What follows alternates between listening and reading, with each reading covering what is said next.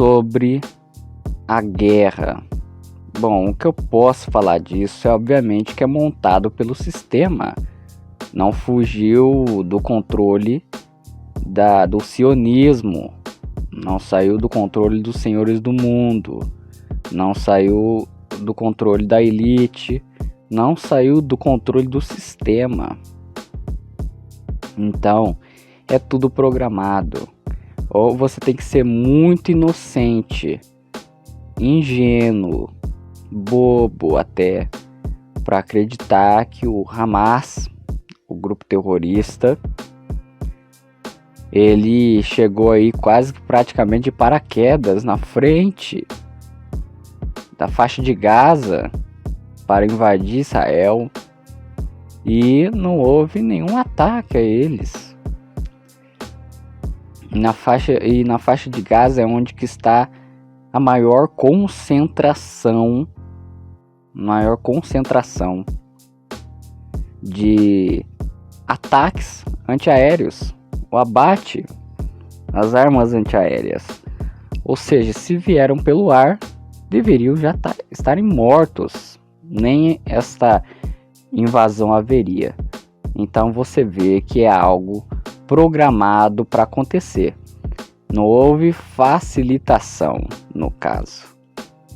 Há o consentimento para um objetivo final. E com isso, sempre é claro, existe os idiotas da internet que querem dar pitaco sobre o que não conhece e fica de um lado A ou B.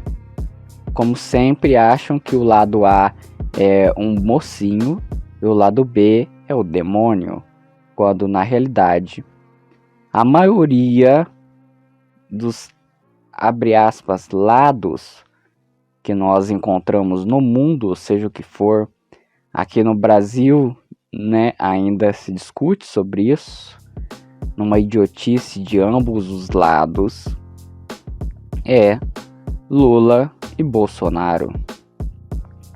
Assim como é o caso da guerra, não há mocinho e o demônio, há dois demônios, há dois mentirosos, há dois hipócritas, há dois apoiadores de ditadura. São oposições controladas entre si. Então, esse é o primeiro ponto que você tem que pensar. O segundo é a respeito da religião interpretando isso daí. Os ateus, infelizmente, estão certos ao falar muitas das vezes que Jesus parece que ele está demorando para voltar. Porque qualquer pitaquinho de guerra, qualquer assunto que saia e que é dito anteriormente por Jesus, mas na Bíblia, né, mais especificamente em Mateus 24, em que se ouvirão rumores de guerras, e você sabe toda a lista que se segue e antecede, e o contexto da época. Você que viu a live a respeito disso, eu estava respondendo ao líder dos preteristas, o Geraldo Moraes, que os preteristas são aqueles que dizem que a Bíblia toda, ou a maioria dela, os parciais, dizem que se cumpriu no ano 70 ou próximo disso as profecias. Não tem praticamente nada para o presente nem para o futuro. Pois bem, então, o que você pode ver disso e você vê como a religião é nociva?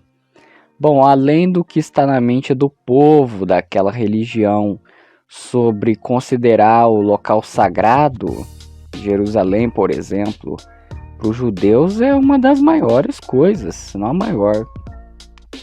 E para os árabes, na parte da Palestina, é a terceira maior, segunda, quem sabe. Depende quase do gosto pessoal de cada um, mas não é a principal em contrapartida com os judeus. Então você vê que a religião sempre matou, é nociva ao ser humano. Jesus nunca foi, não é e não estabeleceu religião. Ele é o evangelho, ele é o verbo, ele é a carne viva, ele é o logos, ele é o verbo que se fez carne entre nós. Pois bem, o que você pode tirar disso, que a religião é nociva, que além sempre daquela lenga-lenga do que tudo acontece e Jesus está voltando, isso eles repetem desde que mundo é mundo, e estão errados? Não, mas o problema está em tentar interpretar pela fundamentação da religião nojenta, principalmente a partir do neopentecostalismo, e que influencia até mesmo os mais tradicionais, os batistas, por exemplo. Os batistas conservadores, eu digo, não aqueles que acreditam no fogo do Espírito Santo em Pentecostes, que também é outra ramificação dos batistas de hoje que você pode encontrar. É de que qualquer coisa é Jesus voltando. Essa generalização de qualquer coisa acontecendo faz com que o povo pense, infelizmente, que o Messias não voltará. E o que eu quero dizer com isso, e para passar para o próximo assunto, é que com esta guerra acontecendo, a religião diz que é profecia de Daniel, é profecia daquilo outro. Isto daí é justamente para descredibilizar as escrituras. Já não basta os teólogos liberais, que agora estão fazendo sucesso, porque cada vez mais, e é notório, está profetizado nas escrituras, o povo está perecendo por falta de conhecimento, e cai na mão, já não cai mais na mão dos religiosos, mas cai naqueles que não se dizem, pelo menos não se dizem, religiosos.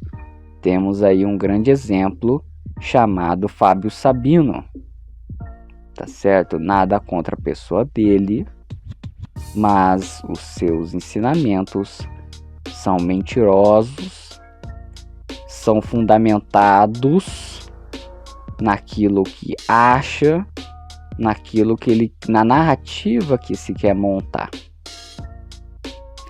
e que muitos dos pontos já foram refutados há muito tempo. Inclusive aí de Gênesis ser um plágio ou não.